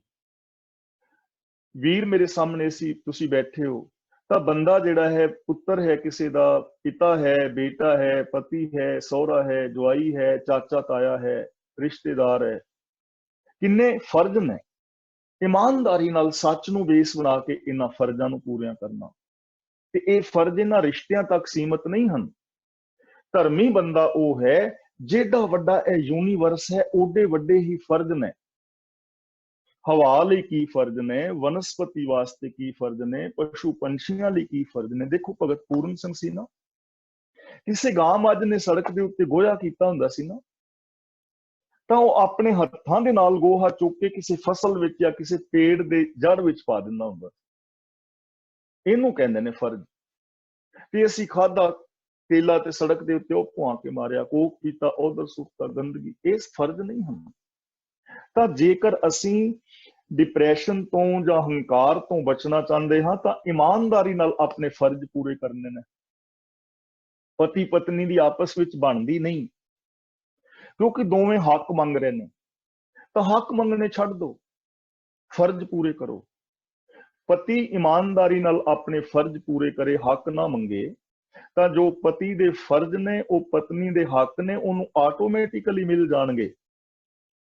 ਪਤਨੀ ਹੱਕ ਨਾ ਮੰਗੇ, ਈਮਾਨਦਾਰੀ ਨਾਲ ਫਰਜ਼ ਪੂਰੇ ਕਰੇ, ਜੋ ਪਤਨੀ ਦੇ ਫਰਜ਼ ਨੇ ਉਹ ਪਤੀ ਦੇ ਹੱਕ ਨੇ ਆਟੋਮੈਟਿਕਲੀ ਮਿਲ ਜਾਣਗੇ। ਘਰ 'ਚ ਵਿਵਾਦ ਨਹੀਂ ਹੋਏਗਾ। ਅਗਲਾ ਬਚਨ ਕਰਦੇ ਨੇ, ਓਨੀ ਦੁਨੀਆ ਤੋੜੇ ਬੰਧਨਾ। ਗੁਰੂ ਦਾ ਬਚਨ ਕਮਾਉਣ ਵਾਲਾ ਜੋ ਹਉਮੈ ਦੇ ਰੋਗ ਤੋਂ ਮੁਕਤ ਹੋਣਾ ਚਾਹੁੰਦਾ ਹੈ, ਉਹਨੂੰ ਦੁਨੀਆ ਦੇ ਬੰਧਨ ਤੋੜਨੇ ਪੈਣਗੇ। ਜਾਤੀਵਾਦ ਦਾ ਬੰਧਨ, ਹੰਕਾਰ ਦਾ ਬੰਧਨ, ਲੋਭ ਦਾ ਬੰਧਨ, ਦਾਜ ਦਹੇਜ ਦੇ ਬੰਧਨ, ਕਿੰਨੇ ਸਾਰੇ ਬੰਧਨ ਨੇ। ਦੇਖੋ ਆ ਦਾਜ ਕਿੱਡੀ ਵੱਡੀ ਲਾਹਨਤ ਹੈ। ਬੇਟੀ ਦਾ ਵਿਆਹ ਕੀਤਾ ਹੈ ਤੇ ਸਹੁਰਾ ਪਰਿਵਾਰ ਸੋਚਦਾ ਯਾਰ ਫਰਨੀਚਰ ਦਾ ਰੰਗ ਬੜੀ ਛੇਤੀ ਲੱਥ ਗਿਆ, ਆ ਸੂਟ ਫੇਡ ਹੋ ਗਿਆ, ਏਡੀ ਛੇਤੀ ਰੰਗ ਲੈ ਗਿਆ। ਉਹ ਰੰਗ ਬਾਰੇ ਸੋਚ ਰਹੇ ਨੇ ਤੇ ਲੜਕੀ ਦਾ ਪਿਤਾ ਸੋਚ ਰਿਹਾ ਹੈ ਜਿਹੜਾ ਮੈਂ ਕਰਜ਼ਾ ਲੈ ਕੇ ਵਿਆਹ ਕੀਤਾ ਉਹ ਕਰਜ਼ਾ ਕਦੋਂ ਲੁੱਟੇਗਾ, ਸਾਰੀ ਉਮਰ ਨਹੀਂ ਲੈਣਾ। ਗੜਬੜ ਹੋ ਗਈ ਨਾ। ਤਾਂ ਗੁਰੂ ਜੀ ਕਹਿੰਦੇ ਨੇ ਇਹ ਦੁਨੀਆ ਦੇ ਬੰਧਨਾਂ ਨੂੰ ਤੋੜ ਦਿੰਦਾ, ਜਿਹਦੇ ਅੰਦਰ ਈਗੋ ਨਹੀਂ ਹੈ। ਜਿਹੜਾ ਈਗੋ ਤੋਂ ਬਚਣਾ ਚਾਹੁੰਦਾ ਹੈ ਉਹਦੇ ਵਾਸਤੇ ਇਹ ਨਿਯਮ ਹੈ ਕਿ ਦੁਨੀਆ ਦੇ ਬੰਧਨਾਂ ਨੂੰ ਤੋੜੋ। ਮਾਇਆ ਦੇ ਬੰਧਨ, ਵਿਕਾਰਾਂ ਦੇ ਬੰਧਨ, ਪਾਪ ਦਾ ਬੰਧਨ, ਹੰਕਾਰ ਦਾ ਬੰਧਨ, ਲੋਭ ਦਾ ਬੰਧਨ, ਜਾਤੀਵਾਦ ਦਾ ਬੰਧਨ, ਮੇਰ ਤੇਰ ਦੇ ਬੰਧਨ, ਇਹਨਾਂ ਬੰਧਨਾਂ ਨੂੰ ਉਹ ਤੋੜ ਦਿੰਦਾ ਹੈ। ਤੇ ਜਿਹੜਾ ਇਹਨਾਂ ਬੰਧਨਾਂ ਨੂੰ ਤੋੜ ਦੇਵੇ ਉਹ ਇਹਨਾਂ ਰੋਗਾਂ ਤੋਂ ਮੁਕਤ ਹੋ ਜਾਂਦਾ ਹੈ। ਅੰਨ ਪਾਣੀ ਥੋੜਾ ਖਾਇਆ। ਹੁਣ ਅੰਨ ਪਾਣੀ ਥੋੜਾ ਖਾਣ ਦਾ ਮਤਲਬ ਹੈ ਕਿ ਲੋੜਾਂ ਆਪਣੀਆਂ ਸੀਮਤ ਕਰਨੀਆਂ ਨੇ। ਦੇਖੋ ਜਿਵੇਂ ਹੁਣ ਮੈਂ ਹਾਂ, ਮੈਂ ਤਾਂ ਵਿਹਲਾ ਹਾਂ, ਮੈਂ ਥੋੜੀ ਖੁਰਾਕ ਘੱਟ ਵੀ ਖਾ ਲਵਾਂਗਾ ਤਾਂ ਮੇਰਾ ਕੰਮ ਠੀਕ ਚੱਲੇਗਾ, ਔਰ ਮੈਨੂੰ ਥੋੜੀ ਖੁਰਾਕ ਘੱਟ ਖਾਣੀ ਚਾਹੀਦੀ ਹੈ ਕਿਉਂਕਿ ਮੈਂ ਕੋਈ ਫਿਜ਼ੀਕਲੀ ਵਰਕ ਨਹੀਂ ਨਾ ਕਰ ਰਿਹਾ। ਜੇ ਮੈਂ ਖੁਰਾਕ ਜ਼ਿਆਦਾ ਖਾਵਾਂਗਾ, ਫਿਜ਼ੀਕਲੀ ਵਰਕ ਨਹੀਂ ਕਰਾਂਗਾ, ਸਿਹਤ ਖਰਾਬ ਹੋਏਗੀ, ਵੇਟ ਵਧੇਗਾ ਜਾਂ ਹੋਰ ਕੋਈ ਰੋਗ ਪੈਦਾ ਹੋਏਗਾ। ਪਰ ਇੱਕ ਬੰਦਾ ਕਈ ਦਾ ਕੰਮ ਕਰਦਾ ਹੈ, ਫੈਕਟਰੀ ਕਾਰਖਾਨੇ ਵਿੱਚ ਕੰਮ ਕਰਦਾ ਹੈ, ਤਾਂ ਉਸ ਬੰਦੇ ਦੀ ਖੁਰਾਕ ਤਾਂ ਚਾਹੀਦੀ ਨਾ। ਜੇ ਖੁਰਾਕ ਘੱਟ ਖਾਏਗਾ ਤਾਂ ਉਹ ਗੜਬੜ ਹੋ ਜਾਏਗੀ। ਤਾਂ ਇੱਥੇ ਅੰਨ ਪਾਣੀ ਥੋੜਾ ਖਾਇਆ ਦਾ ਮਤਲਬ ਵੀ ਚਸਕਿਆਂ ਵਿੱਚ ਨਹੀਂ ਪੈਣਾ। ਲੰਗਰ ਪ੍ਰਸ਼ਾਦਾ ਛਕਣਾ, ਦੁੱਧ ਘਿਓ ਦਹੀਂ ਲੱਸੀ ਜਾਂ ਜਿਹੜਾ ਮੌਸਮੀ ਫਲ ਮੌਸਮੀ ਸਬਜ਼ੀਆਂ ਖਾਣਾ, ਇਹ ਸਾਡਾ ਹੱਕ ਹੈ। ਲੇਕਿਨ ਹਰ ਟਾਈਮ ਚਾਟ ਪਕੌੜੇ ਖਾਈ ਜਾਂਦੇ, ਗੋਲ ਗੱਪੇ ਖਾਈ ਜਾਣੇ, ਪੀਜੇ ਬਰਗਰ, ਜੇ ਐਸਾ ਅਸੀਂ ਖਾਵਾਂਗੇ ਤਾਂ ਸਰੀਰ ਰੋਗੀ ਹੋਏਗਾ। ਯਾਨੀ ਖੁਰਾਕ ਆਪਣੀ ਠੀਕ ਰੱਖੇ। ਨੰਬਰ 2, ਆਪਣੀਆਂ ਲੋੜਾਂ ਨੂੰ ਸੀਮਤ ਕਰੇ। ਦੇਖੋ ਇਹ ਕੱਪੜਾ ਪਾਣਾ ਮੇਰੀ ਲੋੜ ਹੈ, ਪਰ 1.5 ਕਰੋੜ ਦਾ ਸੂਟ ਪਾਣਾ ਇਹ ਲੋੜ ਨਹੀਂ ਹੈ। ਜੇ ਮੈਂ 1.5 ਕਰੋੜ ਦੇ ਸੂਟ ਵਾਸਤੇ ਦੌੜ ਭੱਜ ਕਰਾਂਗਾ ਤਾਂ ਸਾਰਾ ਜ਼ਿੰਦਗੀ ਅਸਤ ਵਿਅਸਤ ਹੋਏਗੀ। 2 3 4 ਬੈਡਰੂਮਾਂ ਦਾ ਘਰ ਹਰ ਬੰਦੇ ਨੂੰ ਚਾਹੀਦਾ ਹੈ ਪਰਿਵਾਰ ਮੁਤਾਬਕ, ਪਰ ਜੇ 26 ਮੰਜ਼ਲੀ ਕੋਠੀ ਬਣਾ ਕੇ ਕੋਈ ਰਹਿਣਾ ਪਵੇ ਤਾਂ ਉਹ ਲੋੜ ਨਹੀਂ ਹੈ। ਆਪਣੀਆਂ ਲੋੜਾਂ ਨੂੰ ਸੀਮਤ ਕਰੇ।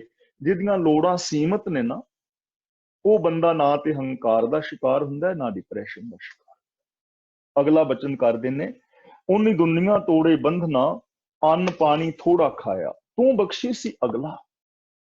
हे ਮਾਲਕ ਤੂੰ ਬਖਸ਼ਿਸ਼ਾਂ ਕਰਨ ਵਾਲਾ ਹੈ, ਬਖਸ਼ਿਸ਼ਾਂ ਕਰਨ ਵਾਲਾ ਹੈ। ਨਿਤ ਦੇਵੇਂ ਚੜ੍ਹੇ ਸਵਾਇਆ, ਤੂੰ ਰੋਜ਼ ਦੇ ਰਿਹਾ ਹੈ ਔਰ ਇਹ ਸਵਾਇਆ ਸਵਾਇਆ ਹੋਈ ਜਾ ਰਿਹਾ ਹੈ।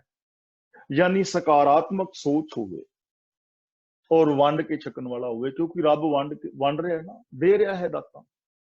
रब साडे तो मंग नहीं रखता कोई भी। ये साडियां अपनियां ਉਹ ਨੇ कि रब्बा मैं केलियां ਦੀ दर्जन चढ़ा देंगा साडे बाग ਨੂੰ इतकी फल चंगा लगे। बंदा पुछे भी जिन्हें बाग ਨੂੰ फल ਲੈਣਾ ਉਹ केलियां ਦੀ दर्जन आप ना ले लेगा।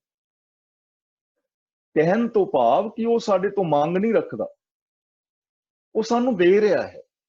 धरती दिती, चंद्रमा दिता, सूरज दिता, ग्रह नक्षत्र तारे सियारे सितारे, अनंत आकाश गंगावां खंड मंडल ब्रह्मंड, अनेकां किस्म दा अनाज फल फुल शरीर किन्ना कुछ दिता दे ही जा रहा है। ਤੇ ਜਿਹੜਾ ਦੇਣ ਵਾਲਾ ਹੈ ਉਹ ਖੋਣ ਵਾਲਿਆਂ ਦੇ ਨਾਲ ਪਿਆਰ ਨਹੀਂ ਕਰਦਾ। ਤੇ ਜਿਹੜਾ ਦੇਣ ਵਾਲਾ ਬੰਦਾ ਹੈ ਨਾ, ਵੰਡ ਕੇ ਛਕਣ ਵਾਲਾ, ਉਹਦੀ ਜ਼ਿੰਦਗੀ ਅੰਦਰ ਖੁਸ਼ੀ ਹੁੰਦੀ ਹੈ। ਜੇ ਤੁਸੀਂ ਵੰਡ ਕੇ ਛਕੋਗੇ ਨਾ, ਕਿੰਨਾ ਚੰਗਾ ਰਿਵਾਜ ਹੁੰਦਾ ਸੀ। ਮੇਰੀ ਉਮਰ ਦੀਆਂ ਭੈਣਾਂ ਵੀਰ ਬੈਠੇ ਪਿੰਡ, ਜੇ ਕੋਈ ਸਬਜ਼ੀ ਬਣਾਉਂਦਾ ਸੀ ਨਾ, ਕਿਸੇ ਨੇ ਮਿੱਠੇ ਚੌਲ ਬਣਾਣੇ ਤੇ 2 ਗੁਆਂਢੀਆਂ ਵੱਲ ਜ਼ਰੂਰ ਕੌਲੀ ਚ ਪਾ ਕੇ ਦੇ ਕੇ ਆਉਂਦੇ ਸੀ। ਜੇ ਕਿਤੇ ਪ੍ਰਾਹੁਣੇ ਨੇ ਆਉਣਾ, ਕੇਲਿਆਂ ਦੀ ਦਰਜਨ ਲੈ ਕੇ ਆਉਂਦਾ ਸੀ ਤੇ 2-2 ਕੇਲੇ ਗੁਆਂਢੀਆਂ ਵੱਲ ਵੀ ਲੋਕ ਦਿੰਦੇ ਸੀ। ਇੱਕ ਦੂਜੇ ਵੱਲੋਂ ਸਬਜ਼ੀ ਭਾਜੀ ਫੜ ਲਈਦੀ ਸੀ। ਕਿੰਨਾ ਚੰਗਾ ਸੀ ਨਾ ਰਿਵਾਜ ਵੰਡ ਕੇ ਛਕਣ ਦਾ। ਤੇ ਜਦੋਂ ਵੰਡ ਕੇ ਛਕਾਂਗੇ, ਮੇਰਾ ਕੋਈ ਦੁੱਖ ਹੈ, ਤੁਸੀਂ ਮੇਰੇ ਦੁੱਖ ਵਿੱਚ ਸ਼ਾਮਲ ਹੋਵੋਗੇ, ਮੈਂ ਤੁਹਾਡੇ ਦੁੱਖ ਵਿੱਚ ਸ਼ਾਮਲ ਹੋਵਾਂਗਾ, ਤਾਂ ਮੈਨੂੰ ਚਿੰਤਾ ਨਹੀਂ ਹੋਏਗੀ ਯਾਰ ਮੇਰੇ ਇੰਨੇ ਵੀਰ ਭੈਣ ਭਰਾ ਬੈਠੇ ਨੇ, ਕੋਈ ਦੁੱਖ ਹੋਏਗਾ ਤੇ ਮੇਰੇ ਨਾਲ ਨੇ, ਸੁੱਖ ਹੋਏਗਾ ਮੇਰੇ ਨਾਲ ਨੇ, ਮੈਂ ਤੁਹਾਡੇ ਨਾਲ ਆ। ਤਾਂ ਡਿਪਰੈਸ਼ਨ ਫਿਰ ਕਾਹਦਾ, ਹੰਕਾਰ ਕਾਹਦਾ। ਅਗਲਾ ਬਚਨ ਕਰਦੇ ਨੇ, ਵਡਿਆਈ ਵੱਡਾ ਫਲ। ਵਡਿਆਈ ਦਾ ਮਤਲਬ ਸਿਫਤ ਸਲਾਹ। ਜੋ ਇਨਸਾਨ ਸਿਫਤ ਸਲਾਹ ਕਰਦੇ ਨੇ ਉਹ ਬੰਦੇ ਫਿਰ ਵੱਡੇ ਰੱਬ ਨੂੰ ਪਾ ਲੈਂਦੇ ਨੇ। ਨਾ ਉਹਨਾਂ ਦੇ ਅੰਦਰ ਇਨਫੀਰੀਓਰਿਟੀ ਕੰਪਲੈਕਸ ਰਹਿੰਦਾ, ਨਾ ਉਹਨਾਂ ਦੇ ਅੰਦਰ ਸੁਪਰੀਓਰਿਟੀ ਕੰਪਲੈਕਸ ਰਹਿੰਦਾ ਹੈ। ਉਹ ਪ੍ਰਭੂ ਦੇ ਅੰਦਰ ਮਿਲ ਕੇ ਪ੍ਰਭੂ ਵਰਗੇ ਹੋ ਜਾਂਦੇ। ਉਹ ਫਿਰ ਕਹਿ ਦਿੰਦੇ ਨੇ, ਅਬ ਤੋਂ ਜਾਏ ਚढ़े ਸਿੰਘਾਸਨ, ਮਿਲੇ ਹੈ ਸਾਰਿੰਗ ਪਾਣੀ, ਰਾਮ ਕਬੀਰਾ ਏਕ ਪੈ ਹੈ, ਕੋਈ ਨਾ ਸਕੇ ਪਛਾਣੀ। ਤੂੰ ਤੂੰ ਕਰਤਾ ਤੂੰ ਹੁਆ, ਤੂੰ ਤੂੰ ਕਰਦਾ ਮੈਂ ਤੇਰਾ ਹੀ ਰੂਪ ਹੋ ਗਿਆ। ਤੇ ਜਿਨਨੇ ਆਪਣੀ ਸੁਰਤ ਨੂੰ ਰੱਬੀ ਗੁਨਾਹ ਦੇ ਅੰਦਰ ਮਿਲਾ ਦਿੱਤਾ, ਕਿ ਉਹ ਕਿਸੇ ਹੋਮੇ ਆਦਿਕ ਰੋਗ ਦਾ ਸ਼ਿਕਾਰ ਹੋਏਗਾ? ਬਿਲਕੁਲ ਵੀ ਨਹੀਂ। ਤਾਂ ਦੇਖੋ ਕਿੰਨਾ ਸੌਖਾ ਕੰਮ ਹੈ। ਇਹਦੇ ਵਿੱਚ ਨਾ ਤੇ ਮਾਲਾ ਫੇਰਨ ਦੀ ਗੱਲ ਕਹੀਏ ਵੀ ਮਾਲਾ ਫੇਰੋਗੇ ਤਾਂ ਰੋਗ ਦੂਰ ਹੋਏਗਾ, ਨਾ ਕਿਤੇ ਸਾਨੂੰ ਇਹ ਕਿਹਾ ਹੈ ਕਿ ਬਹਿ ਕੇ ਸਵੇਰੇ ਸਵੇਰੇ ਸਮਾਧੀਆਂ ਲਾਓਗੇ ਤੇ ਤਾਂ ਤੁਹਾਡਾ ਰੋਗ ਦੂਰ ਹੋਏਗਾ, ਨਾ ਕਿਹਾ ਹੈ ਘਰ ਛੱਡ ਕੇ ਜੰਗਲਾਂ ਵਿੱਚ ਜਾਓਗੇ, ਤਿਆਗੀ ਹੋਵੋਗੇ, ਕੁਛ ਕਰੋਗੇ ਨਾ। ਸਿੰਪਲ ਗੱਲ, ਆਪਣੇ ਘਰ ਦੇ ਅੰਦਰ ਰਹਿੰਦਿਆਂ, ਪਰਿਵਾਰ ਦੇ ਫਰਜ਼ਾਂ ਨੂੰ ਪੂਰੀਆਂ ਕਰਦਿਆਂ, ਗੁਰੂ ਦੇ ਆਸ਼ੇ ਮੁਤਾਬਕ ਜ਼ਿੰਦਗੀ ਜੀਣੀ। ਗੁਰੂ ਜੀ ਨੇ ਜੋ ਇਹ 8-9 ਗੁਣ ਦੱਸੇ ਨੇ, ਇਹਨਾਂ ਗੁਣਾਂ ਦੇ ਅਸੀਂ ਧਾਰਨੀ ਹੋਣਾ ਹੈ, ਤਾਂ ਸਾਡੇ ਜੋ ਡਿਪਰੈਸ਼ਨ ਆਦਿਕ ਦੇ ਜਾਂ ਪਰਸਨੈਲਿਟੀ ਡਿਸਆਰਡਰ ਦੇ ਦੋਵੇਂ ਕਿਸਮ ਦੇ ਰੋਗ ਨੇ ਹੋਮੇ ਦੇ, ਉਹ ਮਿਟ ਜਾਣਗੇ। ਇਸ ਲਈ ਜ਼ਰੂਰਤ ਹੈ ਅਸੀਂ ਗੁਰੂ ਪਾਤਸ਼ਾਹ ਜੀ ਦੀ ਪਾਵਨ ਬਾਣੀ ਨੂੰ ਆਪ ਪੜ੍ਹੀਏ, ਗੁਰਬਾਣੀ ਨੂੰ ਆਪ ਸੁਣੀਏ, ਗੁਰਬਾਣੀ ਦੀ ਵਿਚਾਰ ਕਰੀਏ ਔਰ ਗੁਰਬਾਣੀ ਮੁਤਾਬਕ ਜ਼ਿੰਦਗੀ ਜੀਵੀਏ। ਜੋ ਮੇਨ ਗੱਲ ਹੈ, ਗੁਰਬਾਣੀ ਨੂੰ ਪੜ੍ਹ ਕੇ ਸਮਝ ਕੇ ਗੁਰਬਾਣੀ ਮੁਤਾਬਕ ਜ਼ਿੰਦਗੀ ਜੀਣੀ ਹੈ। ਔਰ ਜੋ ਗੁਰੂ ਦੀ ਪਾਵਨ ਬਾਣੀ ਮੁਤਾਬਕ ਜ਼ਿੰਦਗੀ ਜੀਵੇਗਾ, ਇਹ ਗਾਰੰਟੀ ਹੈ ਕਿ ਉਹ ਬੰਦਾ ਇਹਨਾਂ ਰੋਗਾਂ ਤੋਂ ਬਿਲਕੁਲ ਮੁਕਤ ਹੋ ਜਾਏਗਾ। ਦੁਨੀਆ ਦੀ ਕੋਈ ਤਾਕਤ ਉਹਨੂੰ ਕਾਮਯਾਬ ਹੋਣ ਤੋਂ ਨਹੀਂ ਰੋਕ ਸਕਦੀ। ਦੁਨੀਆ ਦੀ ਕੋਈ ਤਾਕਤ ਉਹਨੂੰ ਰੋਗ ਮੁਕਤ ਹੋਣ ਤੋਂ ਨਹੀਂ ਰੋਕ ਸਕਦੀ। ਦੁਨੀਆ ਦੀ ਕੋਈ ਤਾਕਤ ਉਹਨੂੰ ਰੱਬ ਦੇ ਵਿੱਚ ਲੀਨ ਹੋਣ ਤੋਂ ਰੋਕ ਨਹੀਂ ਸਕਦੀ, ਕਿਉਂਕਿ ਗੁਰੂ ਅਭੁੱਲ ਹੈ। ਭੁੱਲਣ ਅੰਦਰ ਸਭ ਕੋ ਅਭੁੱਲ ਗੁਰੂ ਕਰਤਾਰ। ਗੁਰੂ ਅਭੁੱਲ ਹੈ, ਗੁਰੂ ਦਾ ਗਿਆਨ ਬੜਾ ਵਿਸ਼ਾਲ ਹੈ। ਇਸ ਲਈ ਜ਼ਰੂਰਤ ਹੈ ਕਿ ਅਸੀਂ ਇਸ ਸਮਾਜ ਨੂੰ ਰੋਗਾਂ ਤੋਂ ਮੁਕਤ ਕਰ ਸਕਦੇ ਹਾਂ। ਜੋ ਸਾਡੇ ਸਕਾਲਰ ਲੋਕ ਨੇ, ਸਾਇੰਟਿਸਟ ਨੇ ਜਾਂ ਸਾਈਕੋਲੋਜਿਸਟ, ਸਾਈਕੈਟ੍ਰਿਕ ਨੇ ਜਾਂ ਹੋਰ ਪੜ੍ਹੇ ਲਿਖੇ ਜੋ ਲੋਕ ਨੇ, ਉਹ ਇਹ ਗੱਲ ਮਹਿਸੂਸ ਕਰਦੇ ਨੇ ਕਿ ਜੇ ਬੰਦੇ ਨੇ ਆਪਣੀ ਜੀਵਨ ਸ਼ੈਲੀ ਨੂੰ ਨਾ ਬਦਲਿਆ ਤਾਂ ਫਿਰ ਆਉਣ ਵਾਲੇ ਸਮੇਂ ਦੇ ਅੰਦਰ ਸ਼ੂਗਰ ਔਰ ਡਿਪਰੈਸ਼ਨ ਨੂੰ, ਸ਼ੂਗਰ ਔਰ ਬਲੱਡ ਪ੍ਰੈਸ਼ਰ ਨੂੰ ਇਹ ਚਿੰਤਾ ਦਾ ਰੋਗ ਪਾਰ ਕਰ ਜਾਏਗਾ। ਡਿਪਰੈਸ਼ਨ ਦਾ ਰੋਗ ਵੱਧ ਰਿਹਾ ਹੈ। ਹਰ ਰੋਜ਼ ਲੋਕ ਡਿਪਰੈਸ਼ਨ ਦੇ ਸ਼ਿਕਾਰ ਹੋ ਰਹੇ ਨੇ, ਮਾਨਸਿਕ ਰੋਗ ਵੱਧਦੇ ਜਾ ਰਹੇ ਨੇ, ਚਿੰਤਾਵਾਂ ਵੱਧਦੀਆਂ ਜਾ ਰਹੀਆਂ ਨੇ। ਬਦਲਦੀ ਹੋਈ ਜੀਵਨ ਸ਼ੈਲੀ ਦੇ ਨਾਲ ਬੰਦਾ ਤਾਲਮੇਲ ਨਹੀਂ ਬਿਠਾ ਪਾ ਰਿਹਾ। ਤਾਂ ਜੇ ਅਸੀਂ ਮੁਕਤ ਹੋਣਾ ਚਾਹੁੰਦੇ ਹਾਂ, ਇਸ ਸੰਸਾਰ ਨੂੰ ਰੋਗ ਮੁਕਤ ਰੱਖਣਾ ਚਾਹੁੰਦੇ ਹਾਂ, खुशियां खेड़े और चढ़दी कला वाली जिंदगी जीना चाहते हाँ। नित देवें चढ़े सवाया, ये रोज रोज गुण वधदे जाणगे, खुशियां वधदियां जाणगियां। ਤਾਂ ਉਹਦੇ ਲਈ ਇੱਕੋ ਹੀ ਸਾਧਨ ਹੈ, ਨਾਨਕ ਹੈ ਸੁਣੋ ਜਨੋ, ਇਤ ਸੰਜਮ ਦੁਖ ਜਾਹੇ। ਇਹ ਤਰੀਕਾ ਹੈ। ਕਿਹੜਾ ਤਰੀਕਾ? ਕਿਰਪਾ ਕਰੇ ਜੇ ਆਪਣੀ, ਤਾਂ ਗੁਰ ਕਾ ਬਚਨ ਕਮਾਹੇ। ਰੱਬ ਰਹਿਮਤ ਕਰੇ, ਗੁਰੂ ਦੇ ਬਚਨ ਨੂੰ ਅਸੀਂ ਕਮਾਈਏ, ਗੁਰੂ ਦੇ ਦੱਸੇ ਰਾਹ ਤੇ ਤੁਰੀਏ, ਤਾਂ ਅਸੀਂ ਜੋ ਹੈ ਰੋਗ ਮੁਕਤ ਹੋ ਸਕਦੇ ਹਾਂ। ਇਹ ਬਿਲਕੁਲ ਗਾਰੰਟੀ ਹੈ। ਗੁਰੂ ਸਾਹਿਬ ਜੀ ਰਹਿਮਤ ਕਰਨ ਕਿ ਅਸੀਂ ਇਹਨਾਂ ਚੀਜ਼ਾਂ ਨੂੰ ਸਮਝ ਸਕੀਏ और अपने जीवन ਨੂੰ सुखी और शांत कर सकिए। मैं इतनी समाप्ति कर रहा।